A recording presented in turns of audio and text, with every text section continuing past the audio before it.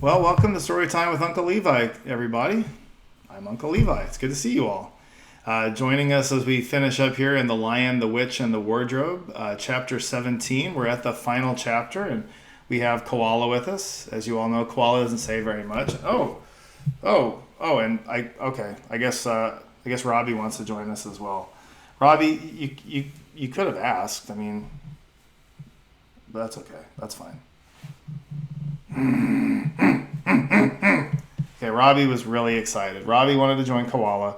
That's fine. So Robbie and Koala, they're gonna sit together. Let's see if is there room on our little stand here.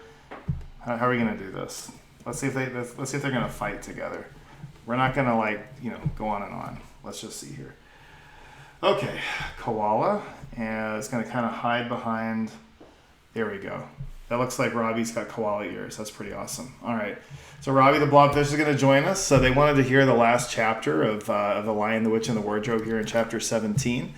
If you have watched any part of the book, go back to chapter 1 if you didn't already listen to chapter 1 and listen to the whole book in order. We've got all 17 chapters of The Lion, the Witch, and the Wardrobe here. And we'll be going through all of the last 6 books of the 7-book series of the Narnia series by C.S. Lewis. So let's get into chapter 17 together. The Hunting of the White Stag. The battle was all over a few minutes after their arrival. Most of the enemy had been killed in the first charge of Aslan and his companions, and when those who were still living saw that the witch was dead, they either gave themselves up or took to flight. The next thing that Lucy knew was that Peter and Aslan were shaking hands. It was strange to her to see Peter looking as he looked now. His face was so pale and stern, and he seemed so much older. "It was all Edmund's doing, Aslan," Peter was saying. "We'd have been beaten if it hadn't been for him. The witch was turning our troops into stone right and left, but nothing would stop him. He fought his way through 3 ogres to where she was just turning one of your leopards into a statue, and when he reached her, he had sense to bring his sword smashing down on her wand, instead of trying to go for her directly and simply getting made a statue himself for his pains. That was the mistake all the rest were making, and once her wand was broken, we began to have some chance, if we hadn't lost so many already. He was terribly wounded. We must go and see him." They found Edmund in charge of Mrs. Beaver, a little way back from the fighting line. He was covered with blood. His mouth was open, and his face a nasty green color. "Quick, Lucy!" said Aslan. And then almost for the first time, Lucy remembered the precious cordial that had been given her for a Christmas present. Now, you guys remember way back many chapters ago when Father Christmas came along in his sledge, and this was her gift. So now she remembered it. Her hands trembled so much that she could hardly undo the stopper, but she managed it in the end and poured a few drops into her brother's mouth. "There are other people wounded," said Aslan, while she was still looking eagerly into Edmund's pale face and wondering if the cordial would have any result. "Yes, I know," said Lucy crossly. "Wait a minute." "Daughter of Eve," said Aslan in a graver voice. "Others are also at the point of death. Must more people die for Edmund?" "I'm sorry, Aslan," said Lucy, getting up and going with him. And for the next half hour they were busy. She attending to the wounded, while he restored those who had been turned into stone. When at last she was free to come back to Edmund, she found him standing on his feet, and not only healed of his wounds, but looking better than she had ever seen him look. Oh, for ages, in fact. In fact, ever since his first term at that horrid school, which is where he had begun to go wrong. He had become his real old self again, and could look you in the face. And there on the field of battle, Aslan made him a knight. "Does he know," whispered Lucy to Susan, "what Aslan did for him? Does he know what the arrangement with the witch really was?" "Hush! No, of course not," said Susan.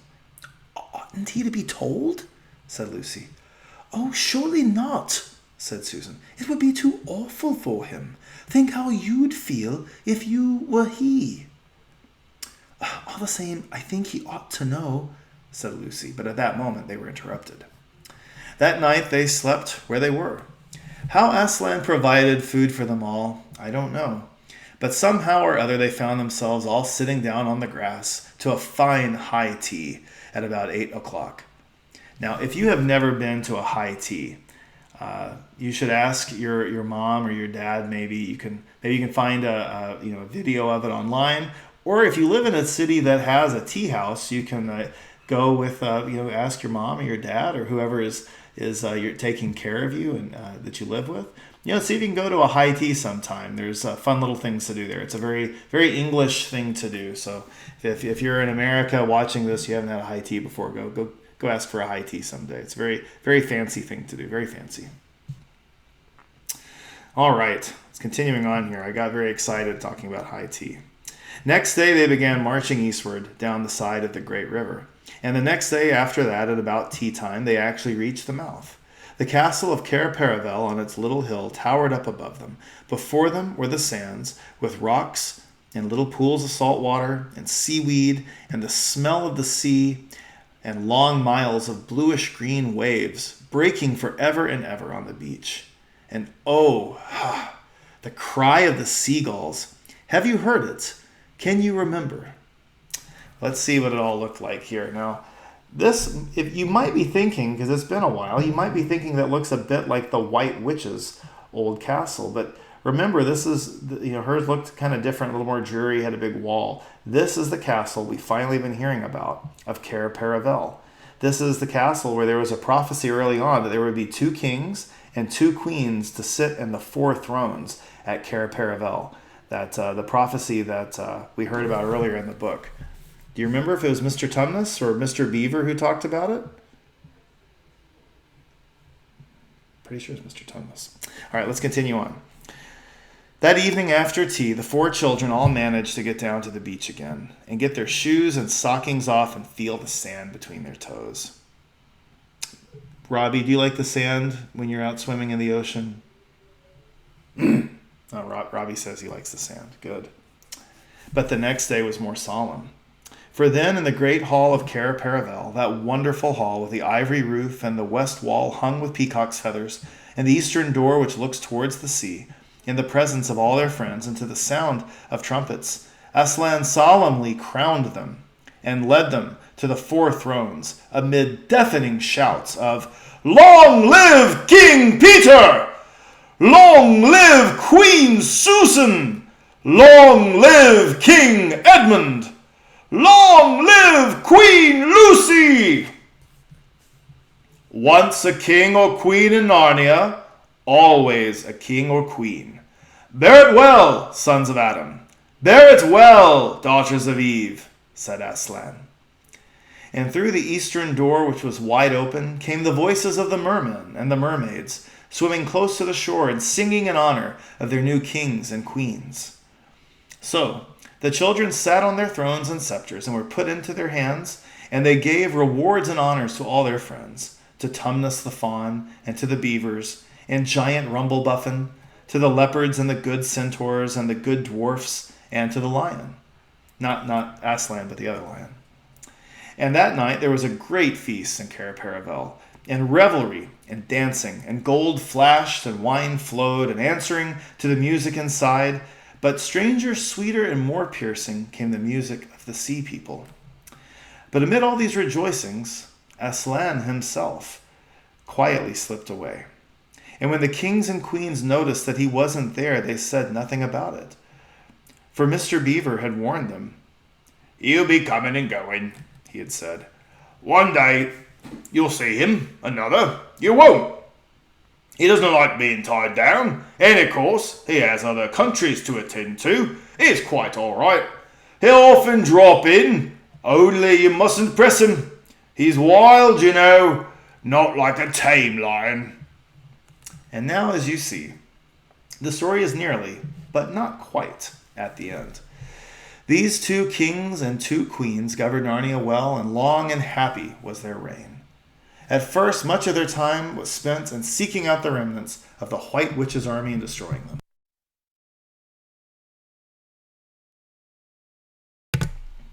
And indeed, for a long time, there would be news of evil things lurking in the wilder parts of the forest, a haunting here, a killing there, a glimpse of a werewolf one month and a rumor of a hag the next.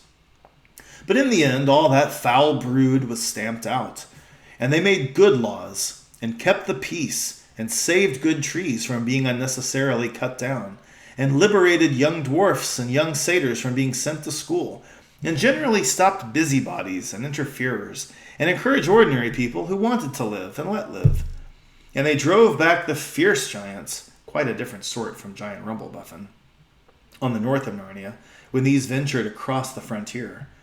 And they entered into friendship and alliance with countries beyond the sea, and paid them visits of state, and received visits of state from them. And they themselves grew and changed as the years passed over them. And Peter became a tall and deep-chested man and a great warrior, and he was called King Peter the Magnificent. And Susan grew into a tall and gracious woman with black hair that fell almost to her feet, and the kings of the countries beyond the sea began to send ambassadors asking for her hand in marriage. And she was called Susan the Gentle. Edmund was a graver and quieter man than Peter, and great in counsel and judgment. He was called King Edmund the Just. But as for Lucy, she was always gay and golden-haired, and all princes in those parts desired her to be their queen. And her own people called her Queen Lucy the Valiant. So they lived in great joy, and if they ever remember their life in this world, it was only as one remembers a dream. And one year it fell out that Tumnus, who was a middle-aged fawn by now and beginning to be stout, meaning he was starting to put on a little weight around the middle, came downriver and brought them news that the white stag had once more appeared in his parts, the white stag who would give you wishes if you caught him. So these 2 kings and 2 queens, with the principal members of their court, rode a-hunting with horns and hounds in the western woods to follow the white stag. And they had not hunted long before they had a sight of him. Now, just as a quick thing here, a stag is a magnificent male deer or elk. So they've got big antlers, powerful animal. And they had not hunted long before they had a sight of him. And he led them a great pace over rough and smooth and through thick and thin, till the horses of all the courtiers were tired out, and only these 4 were still following. And they saw the stag enter into a thicket where their horses could not follow. Then said King Peter, for they talked in quite a different style now, having been kings and queens for so long. So you're going to have to listen closer, you're going to hear some new words here.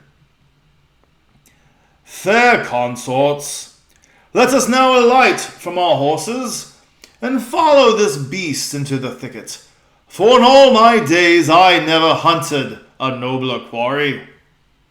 Sir, said the others, even so let us do. So they alighted and tied their horses to trees and went on into the thick wood on foot. And as soon as they had entered it, Queen Susan said, Fair friends, here is a great marvel, for I seem to see a tree of iron. Madam, said King Edmund, if you look well upon it, you shall see it is a pillar of iron, with a lantern set on the top thereof. By the lion's mane, a strange device, said King Peter, to set a lantern here where the trees cluster so thick about it, and so high above it, that if it were lit, it should give light to no man. Sir, said Queen Lucy, by likelihood, when this post and this lamp were set here, there were smaller trees in the place, or fewer, or none. For this is a young wood, and the iron post is old. And they stood looking upon it. Then said King Edmund, I know not how it is, but this lamp on the post worketh upon me strangely. It runs in my mind that I have seen the like before, as it were in a dream, or in the dream of a dream. Sir, answered they all, it is even so with us also. And more, said Queen Lucy, for it will not go out of my mind that if we pass this post and lantern either we shall find strange adventures, or else some great change of our fortunes. Madam, said King Edmund, the like foreboding stirreth in my heart also. And in mine, fair brother, said King Peter. And in mine too, said Queen Susan. Wherefore, by my counsel, we shall lightly return to our horses and follow this white stag no further. "Madam," said King Peter, "therein I pray thee to have me excused, for never since we fall were kings and queens in Narnia have we set out hands to any high matter, as battles, quests, feats of arms, acts of justice, and the like, and then given over. But always what we have taken in hand, the same we have achieved." "Sister," said Queen Lucy, "my royal brother speaks rightly, and it seems to me we should be shamed if for any fearing or foreboding we turn back from following so noble a beast as now we have in chase." "And so say I," said King Edmund. "And I have such desire to find the signification of this thing, that I would not by my good will turn back for the richest jewel in all Narnia and all the islands." "Then, in the name of Aslan," said Queen Susan, "if ye will all have it so, let us go on, and take the adventure that shall fall to us." This is how they talked. I'm not making this up. I'm just telling you, they've been there a long time. This is how they talked. So if you're irritated that their voice has changed, I didn't make them 25 or 30 years older. The story did, so blame Mr. Lewis. So these kings and queens entered the thicket, and before they had gone a score of paces, they all remembered that the thing they had seen was called a lamp-post. Ah! And before they had gone 20 more, they noticed that they were making their way, not through branches, but through coats. And next moment, they all came tumbling out a wardrobe door into the empty room. And they were no longer kings and queens in their hunting array, but just Peter, Susan, Edmund, and Lucy in their old clothes. It was the same day and the same hour of the day on which they had all gone into the wardrobe to hide. Mrs. Macready and the visitors were still talking in the passage, but luckily they never came into the empty room, and so the children weren't caught. And that would have been the very end of the story if it hadn't been that they felt they really must explain to the professor why 4 of the coats out of his wardrobe were missing.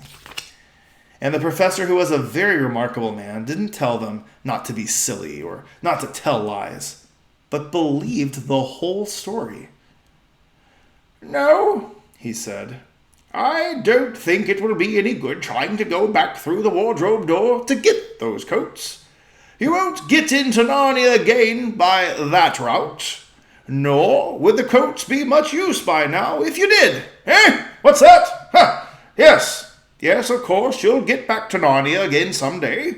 Once a king in Narnia, always a king in Narnia. But don't go trying to use the same route twice. Indeed, don't try to get there at all.